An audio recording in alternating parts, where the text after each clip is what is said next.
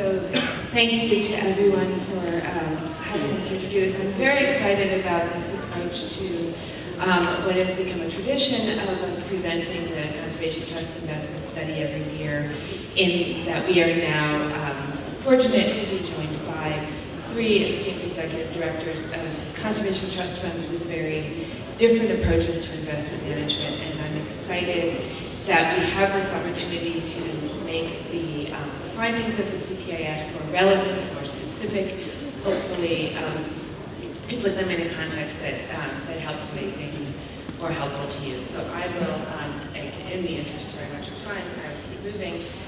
Our plan for today is I'll do a quick overview of the Conservation Trust Investment Study, or CTIS, for calendar year 2014.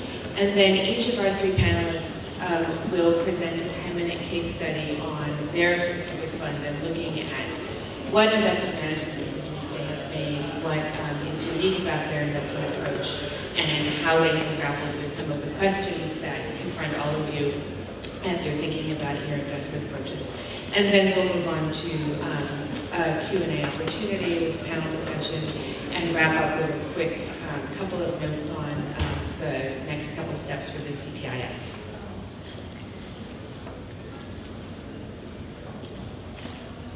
So just very briefly, the Conservation Trust Investment Study is an annual report produced by the Wildlife Conservation Society in partnership with the Conservation Finance Alliance, with REDLAC, and with the CAFE. We are funded by the Gordon and Betty Moore Foundation, the Linden Trust for Conservation, and Acacia Partners, and further benefit from the wisdom of Acacia Partners, who volunteer to write the forward for us every year. The study started in 2006, so this year's report is the 8th annual study. And it is a resource, not just, it's a resource for everyone in this room and for everybody in the conservation and finance community. We know that as donors and institutions are thinking about creating new conservation trust funds, that they look to the data in the CTIS to understand what has been possible and what your organizations are doing in investment management to understand what can be achieved by new conservation trust funds. We rely completely on the participation of the Conservation Trust Fund community to get the data that allows the report to exist, and we are incredibly grateful to each of you that take the time to fill out the survey, because I know that you have competing priorities for your time and attention, and that the survey is time-consuming, so thank you. A few quick notes on the participants this year. There were 35 participants in the study, and 31 of them provided financial data. So we produced the survey in two parts. We asked for strategic management information and also for financial results, and that's the discrepancy.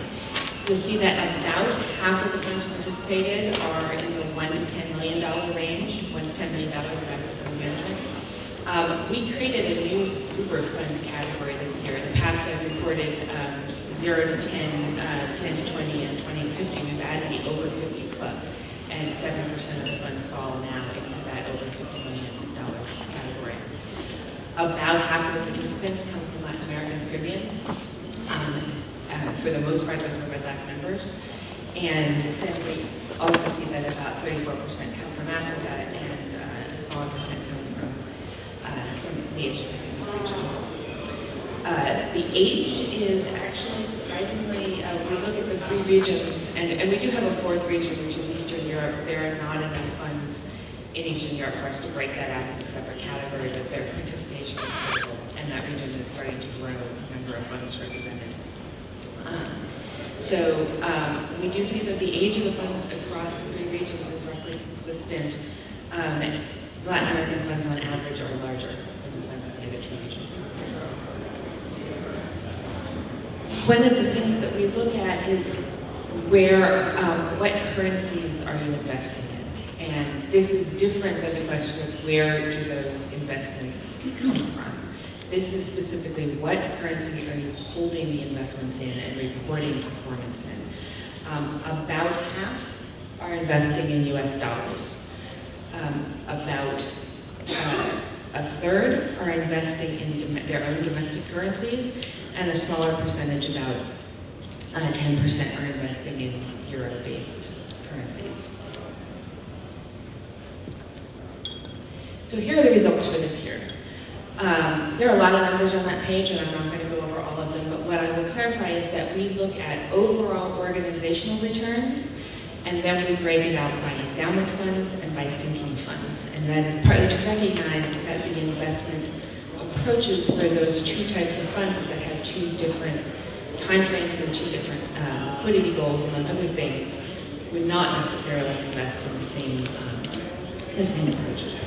So what we see is that a median, pretty much across the board, the returns are in the low to mid 5% range. I want to highlight very clearly that these are nominal returns. These are the returns before inflation. So we are just looking at, on average, what were the returns after fees, but before inflation is considered.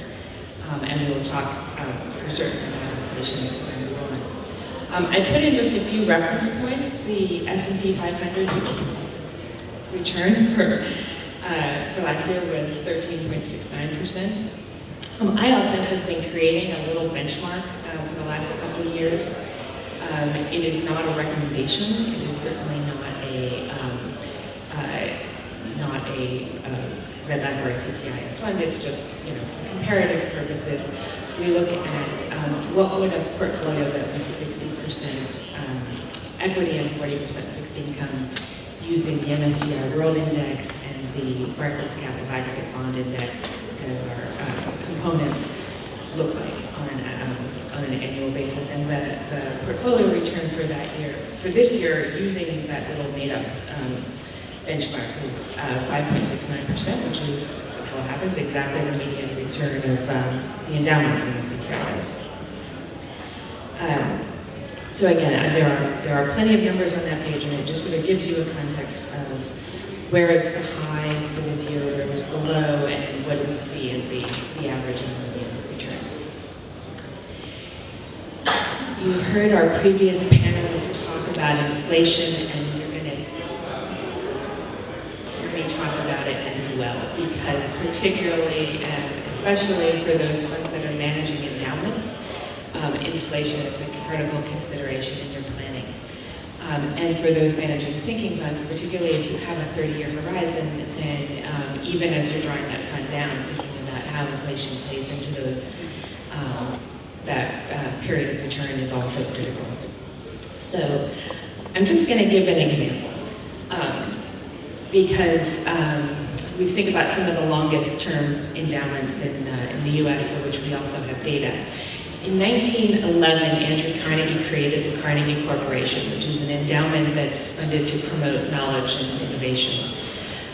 He created it with $125 million US. And that trust fund, that endowment fund has been in operation for just over 100 years. So I calculated using available public data on US inflation. If all they did without any spending was to maintain the purchasing power of that $125 million initial capitalization over the last 104 years, what would the value of that endowment need to be today? And the answer, oops, didn't move, is that they needed, just to cover US inflation for the last 104 years, they needed to grow at a rate to $2.9 billion. That is the return that they needed to generate, again, independent of the distributions that they've been making. And the most recent data I could find is that they're giving away about $115 million a year on average over the last 10 years. So that's not their spending rate. That's what they needed to do to cover inflation. It's a growth of 23.5 times since 1911. Where are they actually? According to their most recent financials, their actual investments are about $3 billion. So they are an example of successful endowment management. I will say there are also ones that were easy to Google and find public information about, so that's why I picked them. So as the previous panelists did, I find it's important to highlight inflation, just to keep in mind that that's a critical, in addition to the critical work that you are doing in funding current conservation work, that you're thinking about what is the purchasing power of that endowment in perpetuity for the people whose protected areas you're ensuring the long-term protection of. So what does inflation look like for the Conservation Trust Fund? So again, I shared the nominal returns, and on average, the nominal returns, 5.69%, 6.22% for the endowments, 5.11% for the sinking funds.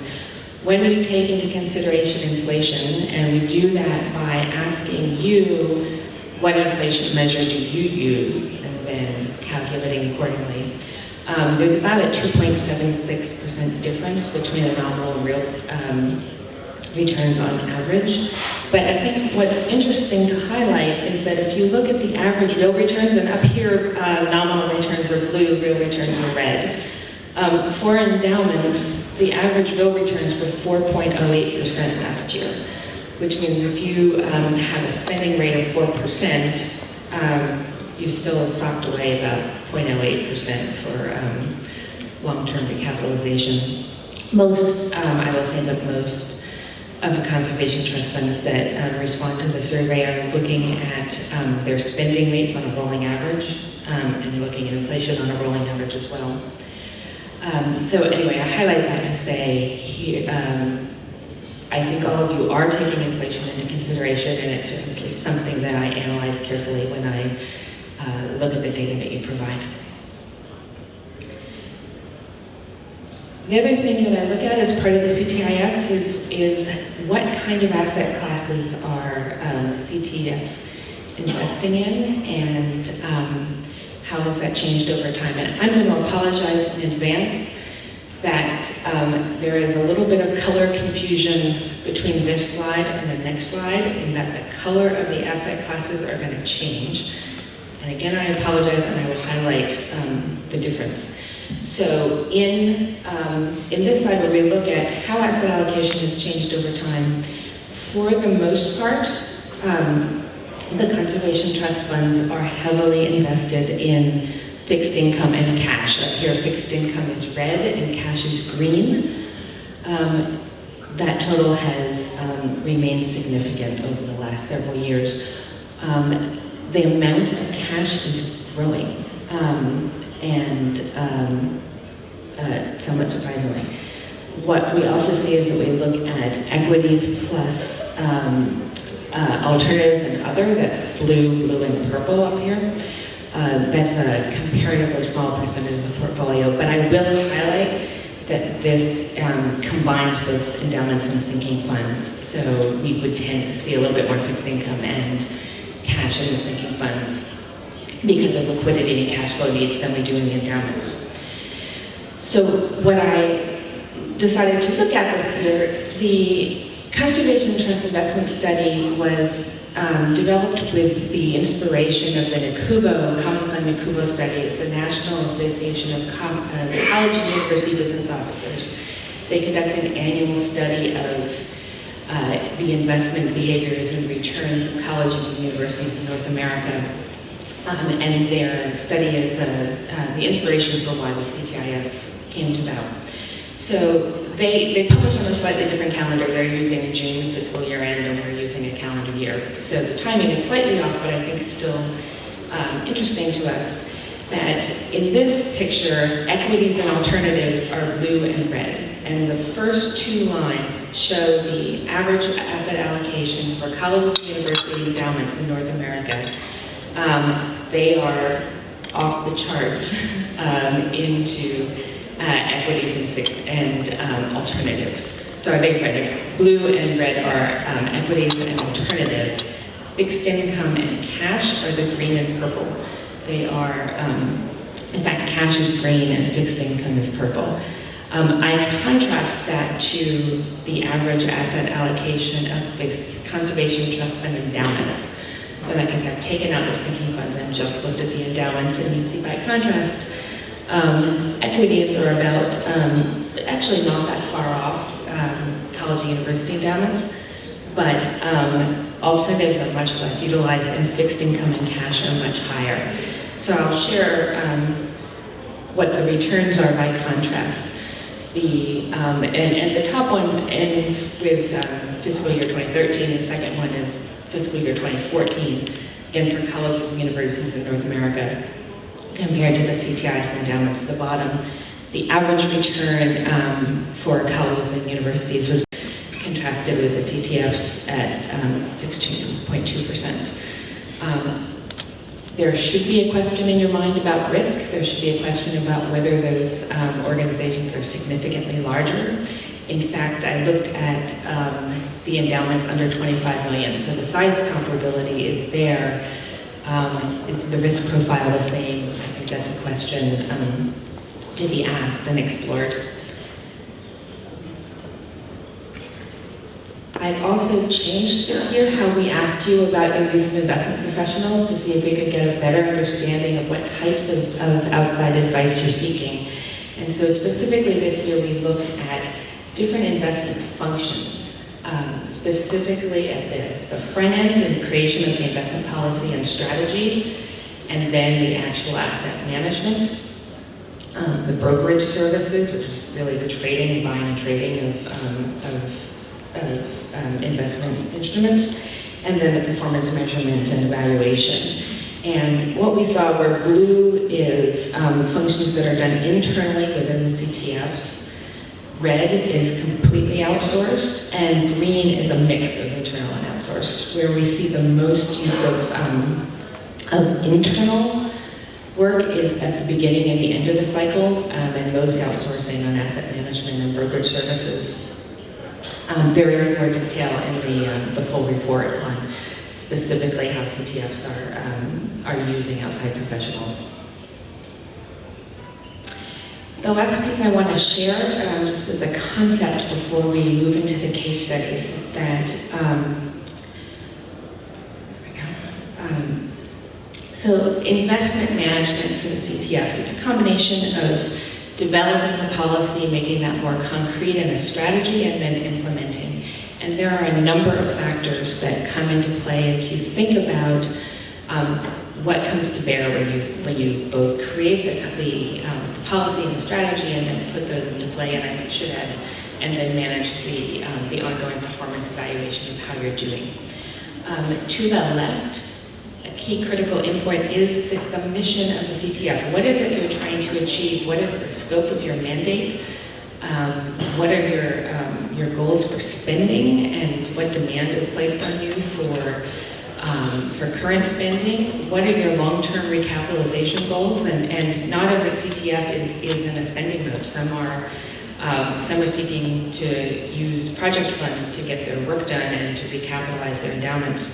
That's a trade-off that plays into your investment policy.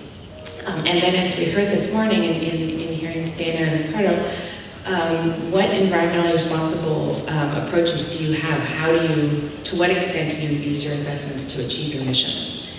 At the top, there are macroeconomic factors that are outside your control. Inflation, currency exchange, economic shocks, in the global arena that happen on a regional, national, and international level. And those are, I think, often alarming as you think about investing, to understand how do you factor in those things that you can't control. To the right, there are other external constraints. What are the regulatory environment of your national government, and how does that play into what you can invest in and where you can invest? And similarly, what considerations have your donors placed on you? In the short term, those external constraints may be outside your control. Those may be things that you need to operate within. In the long term, what we have seen is that CTFs play a role in influencing both awareness within their governments and awareness within their donors, and that some of those constraints may exist in the short term but not in the long term. And one thing that is within your control at the bottom is how much knowledge does your organization have about investment management? What type of advice are you seeking? and what is the quality and the cost of that advice, whether it comes in the form of internal capabilities within your organization or external advisors that you're seeking. We are here as part of the CTIF and as my colleagues here to help talk about how other CTFs have dealt with factors within all of those boxes. So with that, I think I'm turning it over to Dara first. I think we might be going in alphabetical order. So, Dara, who's going first according to? Okay. Why don't we go in alphabetical order? Yes. I'm sorry. I'm going in alphabetical order by the speaker's last name. So with that, I'm going to turn it over to Tara Batista to talk about the Caribbean Biodiversity Fund.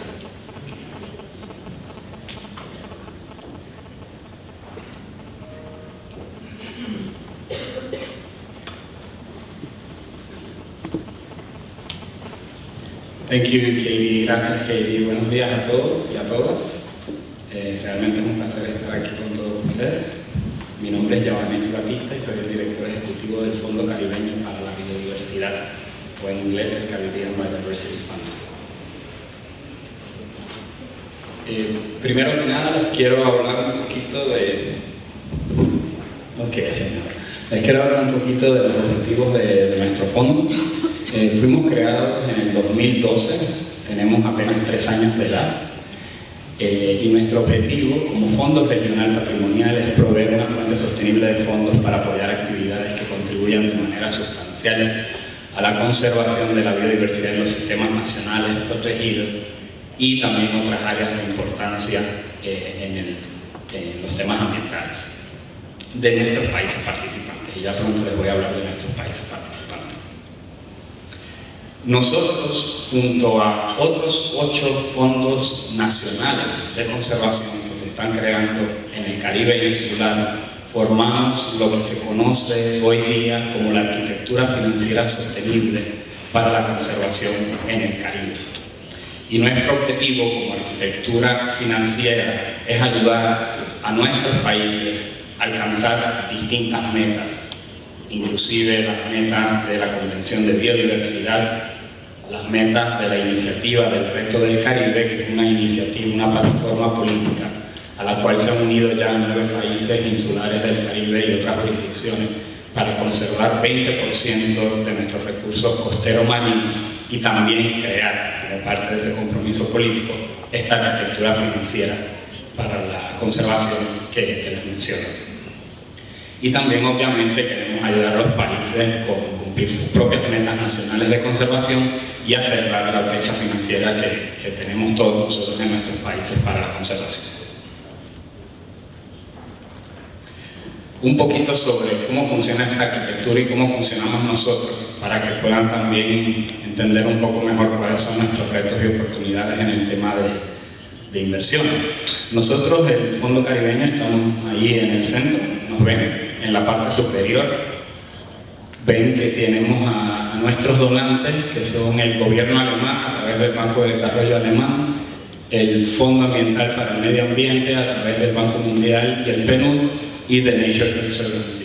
En conjunto, estos donantes ya se han comprometido a otorgarnos $42 millones, de los cuales 28,5 ya han sido depositados al día de hoy, y en el próximo año esperamos 1 año y medio completar el resto de los depósitos.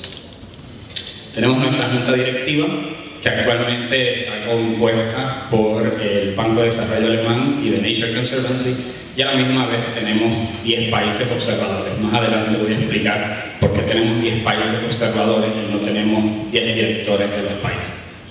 Tenemos el secretariado, que es la oficina que yo dirijo, y a la derecha pueden ver a aquellas instituciones que nos proveen distintos servicios. Nuestros contadores, nuestro asset manager, ¿no?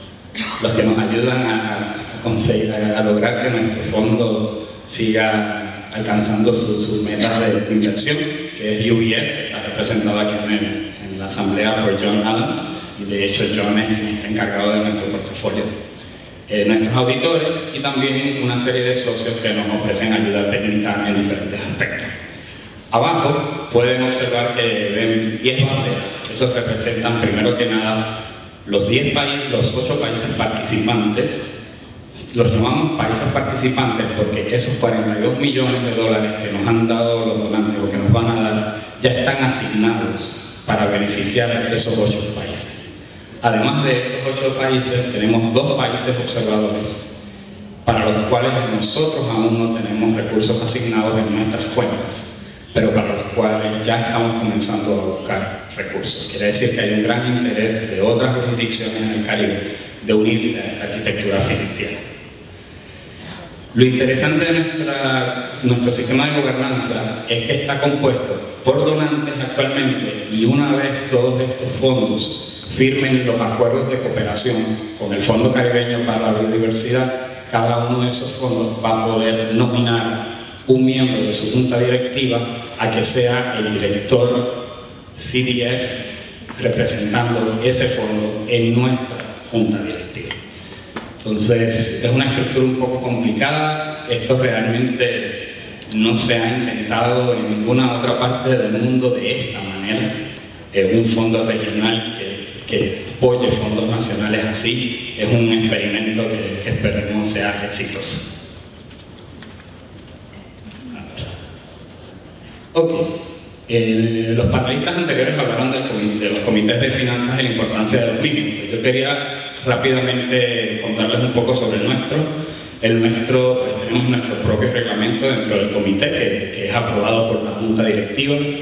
El presidente del comité es el tesorero, siempre, y en este momento tenemos 5 miembros, 2 de los cuales son donantes, 2 de los cuales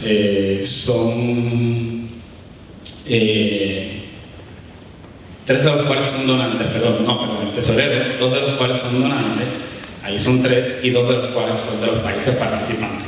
También tenemos un observador, que en nuestro caso es el Banco Mundial. Tenemos sesiones bianuales a lo mínimo, pero en la práctica nos estamos reuniendo cada 3 meses.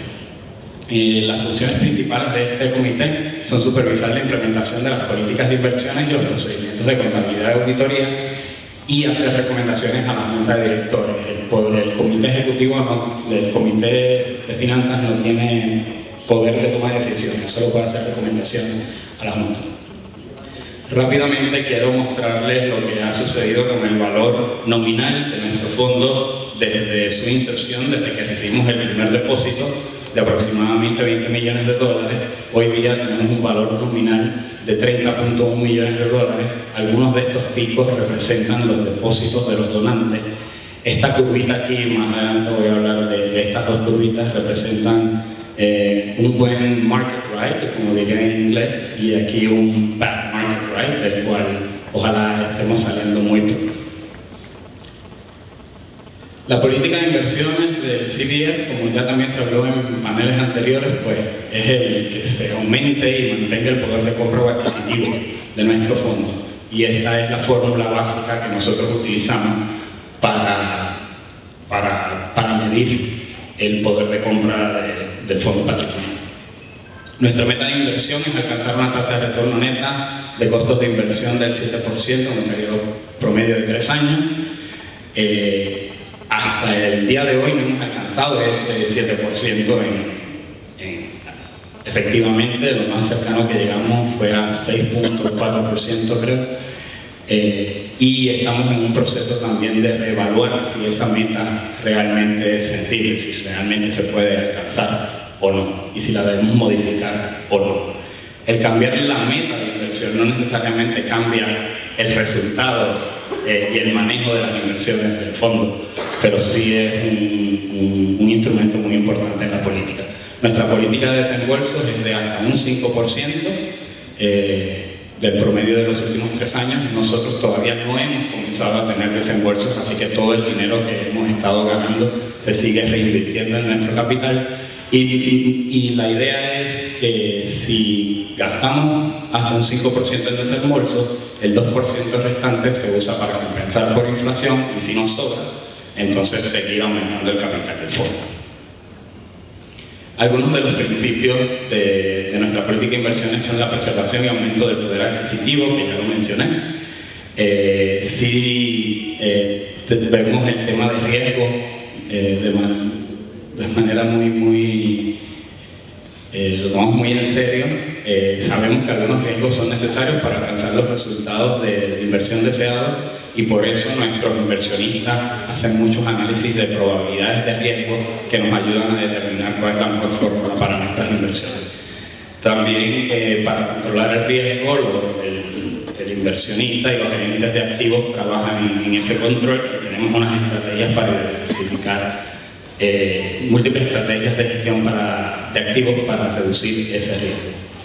También, a través de nuestros inversionistas, nos aseguramos de que cada uno de nuestros agentes, nuestros gerentes de activos, se mantengan haciendo su trabajo dentro de su línea de gestión o su estilo de gestión. Por ejemplo, si son inversionistas especializados en mercados emergentes, pues asegurarnos de que ese inversionista o ese gerente de activos pues está trabajando en esa línea que es su especialidad.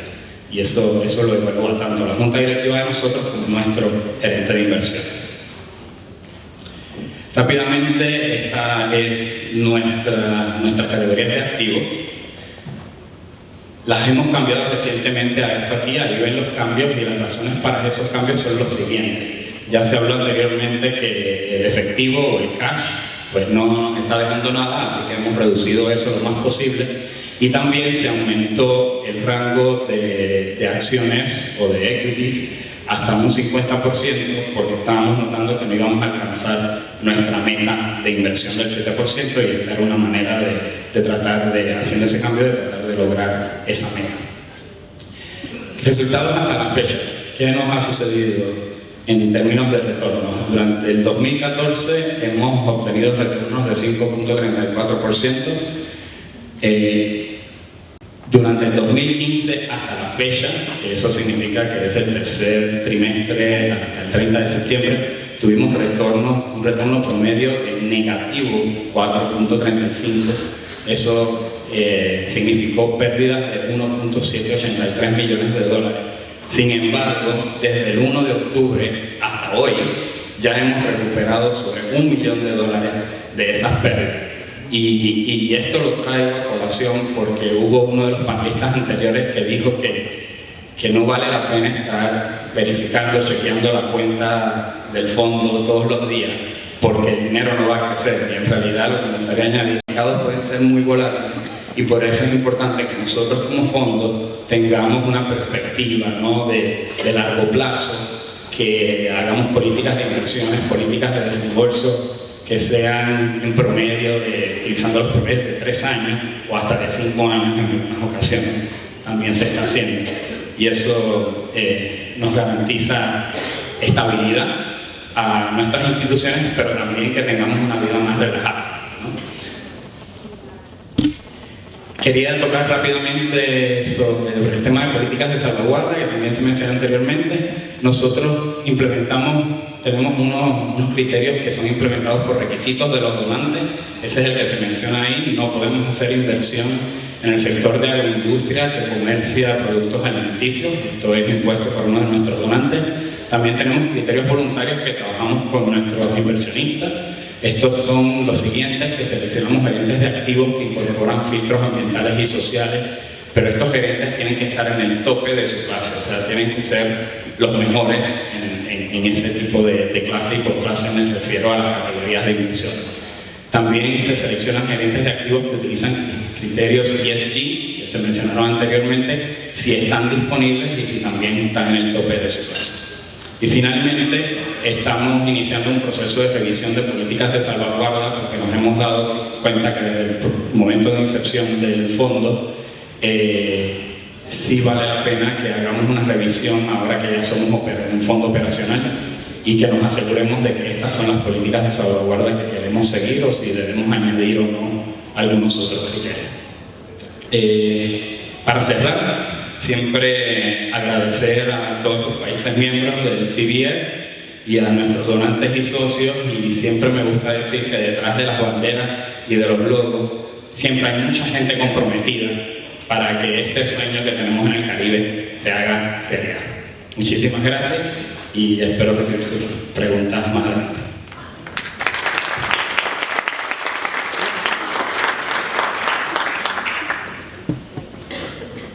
Thank you so much for that presentation. We'll next hear from Diego Beneo from Fondo Real Nacional from Ecuador.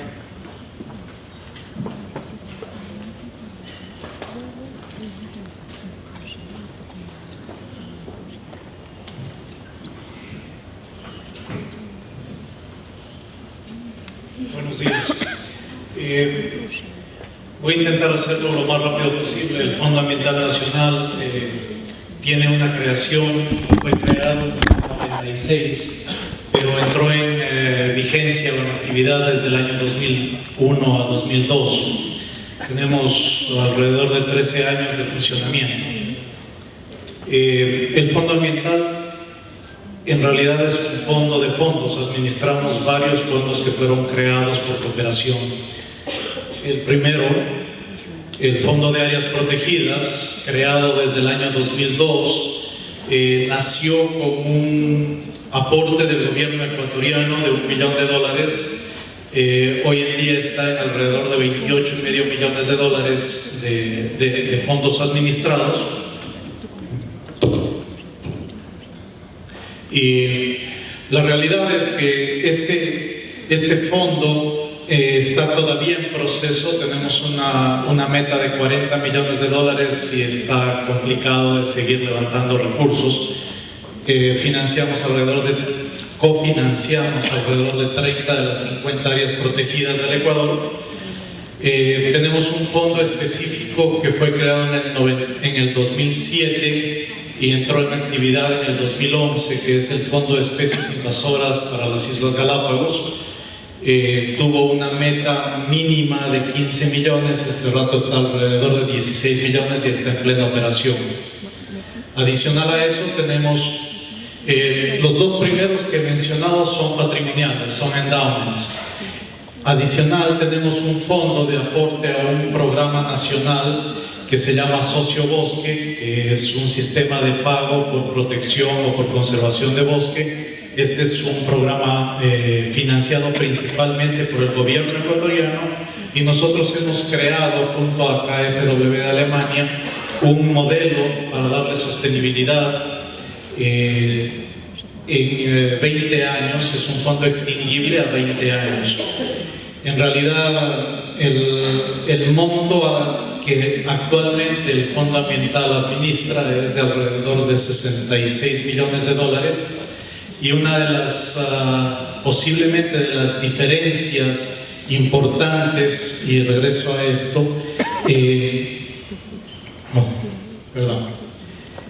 una de las diferencias importantes es que de esos 66 millones, aproximadamente el 86% nosotros los administramos directamente en el país.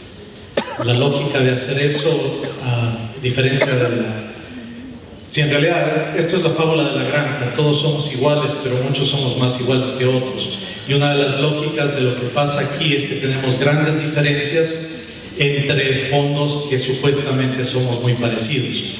En realidad, si nosotros manejamos, y permítanme pasar esto que es simplemente una explicación de cómo funciona el FAN, tenemos un directorio, somos una entidad sin fines de lucro con derecho privado, pero fuimos creados por decreto ejecutivo presidencial. Tenemos un directorio de 7 personas, de las cuales una silla es del Ministerio de Ambiente y 6 sillas de la sociedad civil. Rápidamente, un directorio de 7 personas, o 7 sillas, 3 comités, uno de seguimiento, mejoramiento continuo de la institución, uno de programas y proyectos, y un comité,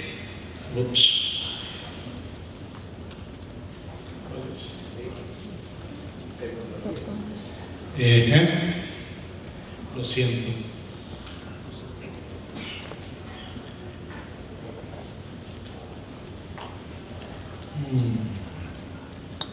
Ok, el comité de fiduciario, que en este caso, por la política de inversión que tenemos, es importante para nosotros. Es un comité que es mixto con participación del directorio.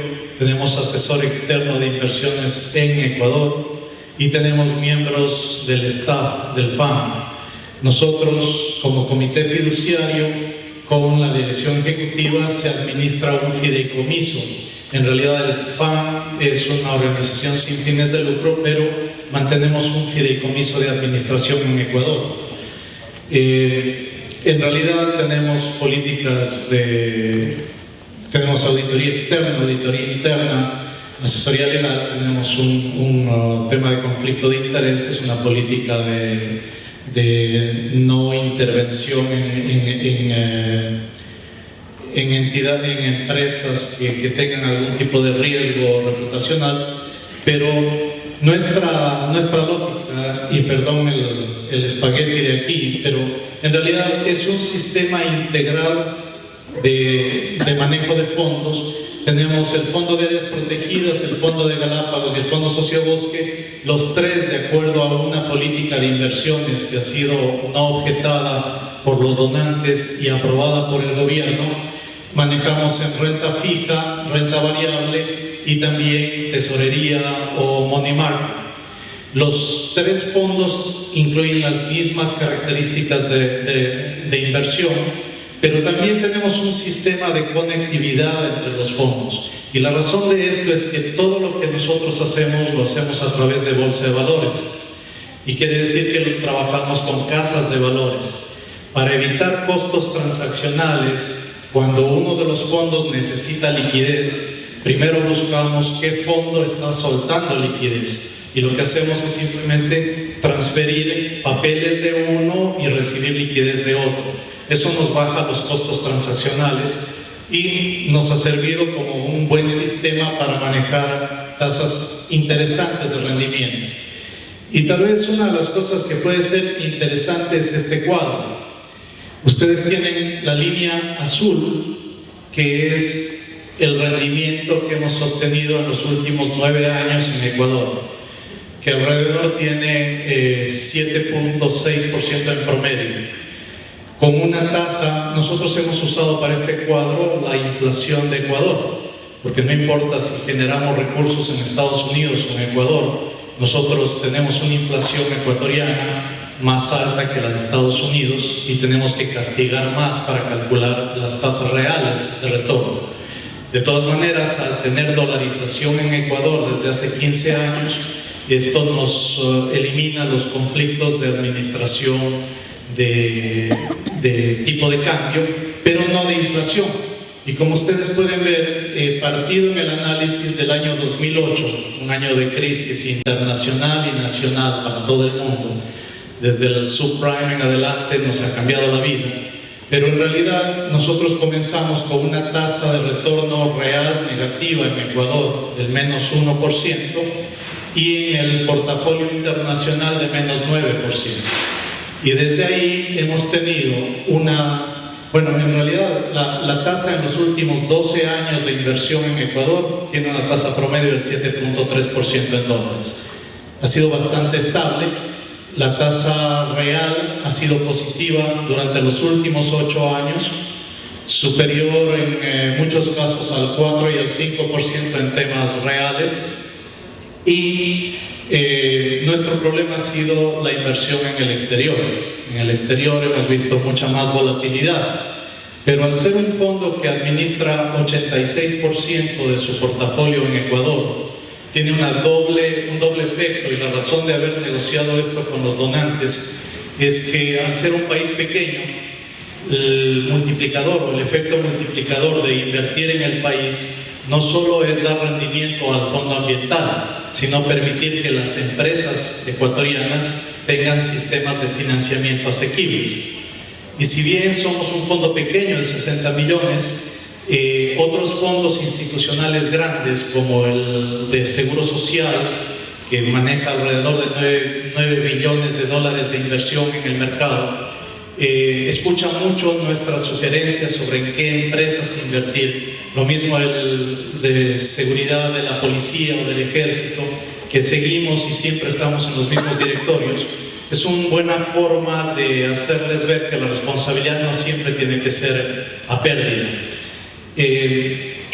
Como les decía, en los 9 años hemos tenido 3 eventos de tasas negativas fuertes en nuestro portafolio internacional, un evento en el portafolio nacional, y en realidad nos sentimos bastante confiados y cómodos de invertir en Ecuador, porque conocemos el mercado, conocemos las empresas, sabemos dónde invertimos.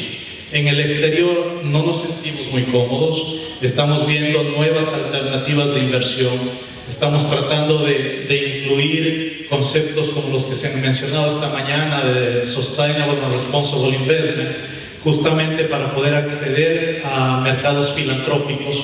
Creo que es muy importante también mostrar eso. Si bien en Ecuador es muy complicado hacer el tema, tratamos de manejar de la mejor manera. Así que, en realidad, lo único que quisiera terminar es indicando ventajas, las vemos como protección contra shocks externos. Mercado de valores ecuatoriano es pequeño pero bastante seguro, maneja sistemas en la ley de fiduciaria de Ecuador de protección tanto específica como general para las emisiones.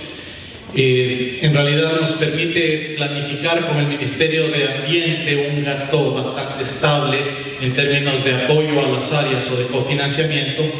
En riesgos hemos visto un riesgo formal de ciertos eventos que no estaban pensados como una línea nuestra en el sistema. Tuvimos un impasse muy fuerte este año con cooperación alemana y el gobierno ecuatoriano que nos puso un riesgo que no habíamos analizado, y es el tema de que la cooperación en algún momento puede salir no por eventos de inversión sino por eventos políticos. Ese tipo de riesgos no fueron analizados, pero sí es interesante mencionar que si nosotros tuvimos eso, estamos analizando a ver cómo diversificamos los riesgos. Simplemente decirles que somos parte de los fondos ambientales, tal vez no el tradicional, pero lo que estamos haciendo es tratando de mantener nuestros portafolios. Nosotros reinvertimos capitalizamos entre el 5 y el 10% de los fondos que recibimos de rendimientos todos los años para tratar de mantener un poder adquisitivo del fondo que sea de alguna manera al menos constante. Son retos que nos tocan enfrentar, pero espero que les sirva la experiencia. Gracias.